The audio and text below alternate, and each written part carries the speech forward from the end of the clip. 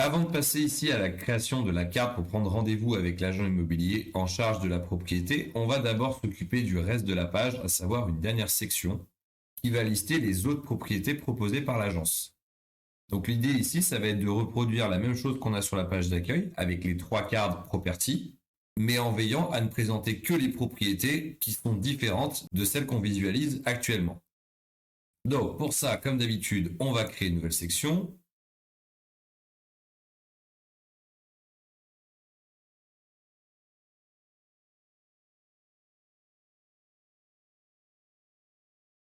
Et on va ajouter 3 éléments à l'intérieur. Un titre pour définir la section, un paragraphe pour donner un peu de description et un divider avant d'afficher les 3 propriétés. Donc on va un peu reproduire ce qu'on avait sur la page d'accueil en légèrement différent. Donc on va garder le titre, le paragraphe, mais mettre un divider. Sinon après le reste, ce sera exactement la même chose.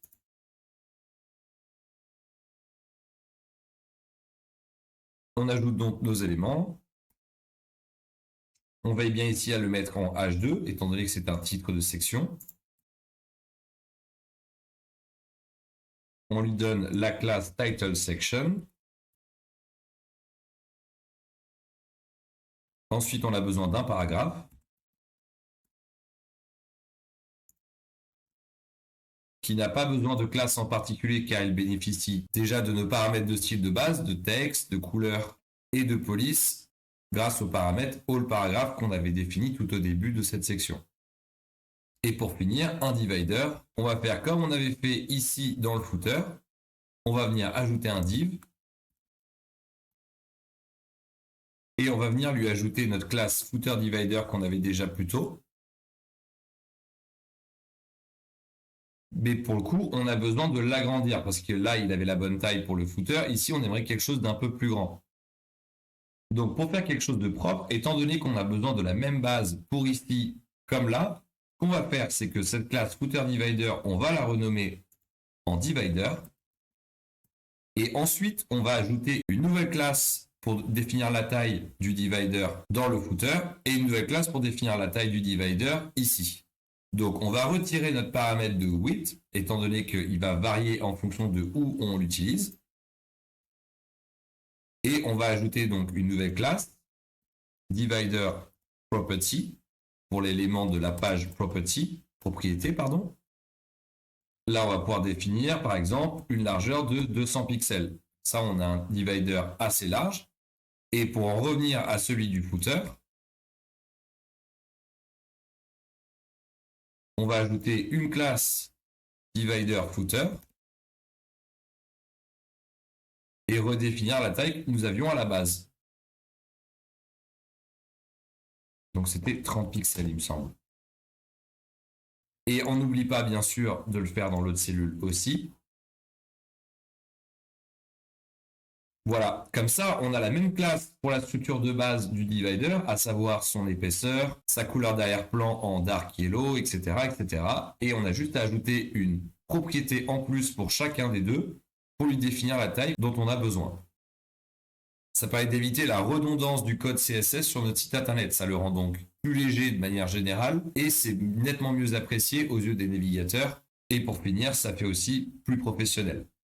En plus du paramètre de taille qui vient s'ajouter au paramètre de base, on va aussi définir les paddings ou marges qui sont propres à chacun des éléments. Donc là, ici, à l'origine, on avait donc une margin top et bottom, donc supérieur et inférieur de 5. Donc ça, c'est hérité de la classe divider directement. Donc on va aller sur la classe ici divider pour pouvoir la modifier et retirer ça.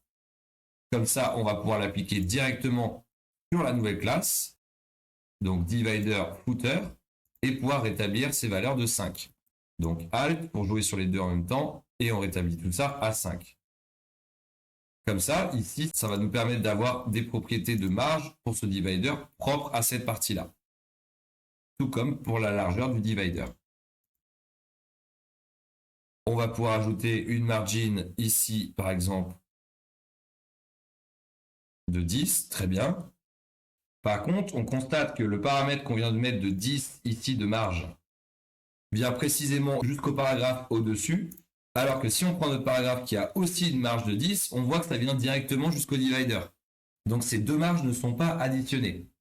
Ce comportement est parfaitement normal, c'est parce qu'on est dans un conteneur qui a un format de display block. Pour que ça fonctionne, il faudrait qu'on soit en flex. Donc pour éviter de créer une surclasse sur le conteneur, on va carrément englober tout ça dans un div.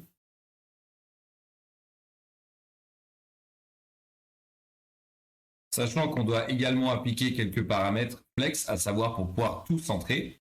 On avait déjà une classe qui permettait de faire ça. Donc on va reprendre la classe qu'on avait déjà sur la page d'accueil pour l'introduction de la section propriété.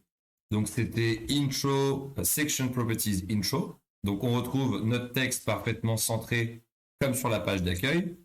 Et donc on veut que ce paramètre de marge fonctionne. Donc pour ça, on va appliquer le paramètre flex et tout rediriger vers le bas. Et on voit maintenant que les deux marges sont prises en compte, à savoir la marge de 10 du paragraphe comme la marge de 10 du divider. Le divider qui se retrouve sur la gauche, voyons pourquoi. Parce qu'en fait, ici, on n'a pas le paramètre de centrage, on va pouvoir l'ajouter. Voilà. Donc le texte était initialement centré grâce au paramètre de align text ici. Étant donné que maintenant on le fait avec le paramètre de flex, on va pouvoir se permettre de retirer cette propriété pour pas que ce soit redondant. Et on va vérifier juste sur la page d'accueil s'il y a un impact quelconque. Normalement, non. Voilà. On voit que tout est centré correctement et on bénéficie donc de cette classe Section Properties Intro qu'on avait déjà créée avec notamment un espacement inférieur qu'on va avoir besoin pour reproduire exactement le même effet qu'ici. Voilà pour la partie introductive de cette section. Maintenant, on va ajouter nos cartes properties comme on avait sur la page d'accueil. On peut très bien aller sur la page d'accueil et venir récupérer Collection List Wrapper, faire un copier, aller sur notre page propriété et ensuite venir coller ça directement après cette partie. Et on obtient un résultat comparable à la page d'accueil avec les propriétés qui s'affichent. Donc ce résultat marche parfaitement, on obtiendra exactement ce qu'on veut, à savoir la même chose que sur la page d'accueil. Par contre, si vous vous rappelez bien au début de la section, lorsque je vous ai présenté les composants, on a une problématique. C'est-à-dire que si demain, on retravaille sur le site et on vient modifier l'apparence de la carte, par exemple, on veut mettre le texte en haut, disons, et bien ces changements qu'on va faire sur la page d'accueil ou ici ne se répercuteront pas ailleurs.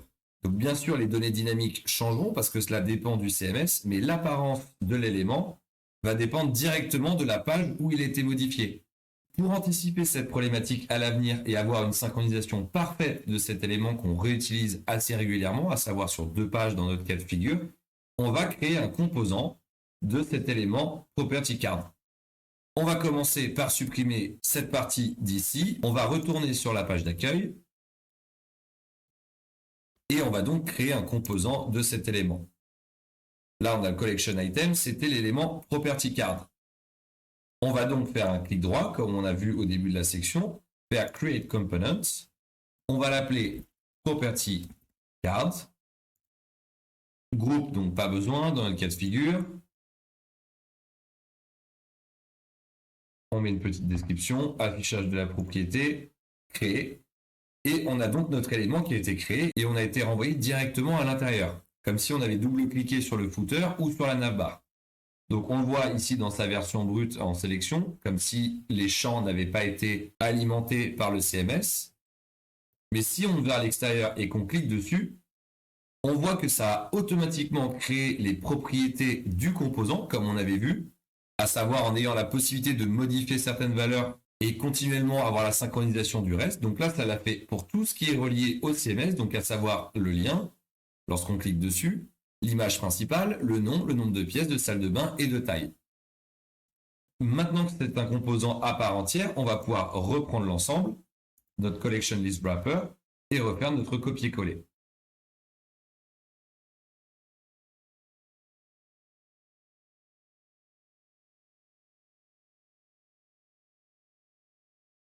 Parfait. Donc là, on voit que c'est vert avec property card instance. Ça reproduit exactement le même effet que sur la page d'accueil. Et avec ce procédé, on est sûr que si on fait un changement ici, il se répercutera également sur la page d'accueil et inversement. Donc par exemple, on veut éditer notre composant. Donc on double-clique ici pour entrer à l'intérieur. Disons que finalement, on veut avoir tout le texte vers le haut. Donc on va cliquer ici, ça va ramener tout le texte en haut. Notre changement se répercute bien sûr sur les deux autres instances dans le Collection List Wrapper. Et si on va sur la page d'accueil, on voit que le changement apparaît également ici. Étant donné qu'on a créé un composant, tout est parfaitement synchronisé sur tout le site internet. Rétablissons à l'état précédent. Voilà. Désormais, on a notre section autres propriétés qui vient proposer des biens directement sur la page d'une propriété. Par contre, là, on a un problème. On est sur la page domaine des oliviers et le Collection List Wrapper nous propose ici domaine des oliviers. Pour que ça soit plus cohérent, il faudrait que la liste ne propose que des biens qui sont différents de celui-ci. Pour arriver à ce résultat, on va faire ce qu'on a déjà fait pas mal de fois, on va faire une expression conditionnelle. On va donc aller sur la Collection List, dans Settings, et ici on a la partie Filters. Donc on va sélectionner qu'on veut filtrer sur la propriété en elle-même, et si la propriété en elle-même n'est pas le collection item de la page en cours, donc ici domaine des oliviers, donc si cette propriété est différente de cette instance, alors on va l'afficher ici. Autrement, on ne l'affichera pas. On fait sauvegarder et automatiquement notre collection list va afficher des biens qui seront systématiquement différents du collection item sur lequel nous nous trouvons. Allons sur le mode preview rapidement pour constater ça. Donc domaine des oliviers, on va aller sur Manoir Belle Époque. On voit qu'on nous propose bien des propriétés différentes de celle-ci. Penthouse étoile également. Et Villa Horizon également. Avant de terminer cette vidéo, un dernier rapide paramétrage sur le Collection List. Je ne sais pas si vous avez remarqué, mais quand j'ai navigué sur les propriétés, on a vu qu'il nous proposait toujours les mêmes propriétés dans le même ordre, à savoir domaine des oliviers, chalet émeraude, manoir Belle Époque. On est sur Villa Horizon. Si on va sur Villa Mirage, on a toujours les mêmes qui sont proposés, si toutefois on est bien sûr sur une page différente d'une des trois. Ce serait un peu plus sympa si la sélection et l'ordre changeaient automatiquement à chaque fois.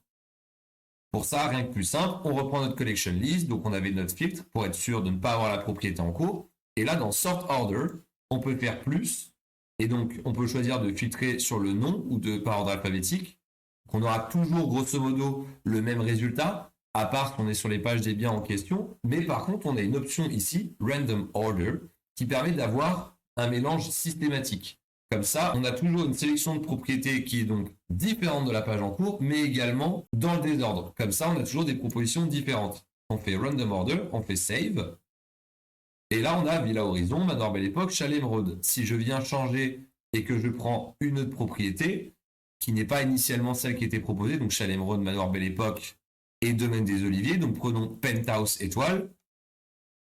Donc là, il nous repropose les mêmes, évidemment, mais dans un ordre différent. Si on va sur un autre, Domaine des Oliviers, Chalet Émeraude, Manoir Belle Époque, Villa Horizon,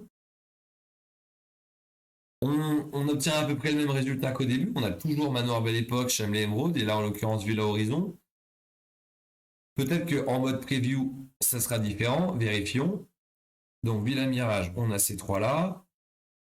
Chalet Émeraude. Ok, on a le Penthouse avec la Villa Horizon qui est proposée, Domaine des Oliviers. À nouveau Penthouse, on a un ordre différent. Et Villa Mirage, par exemple. Ok.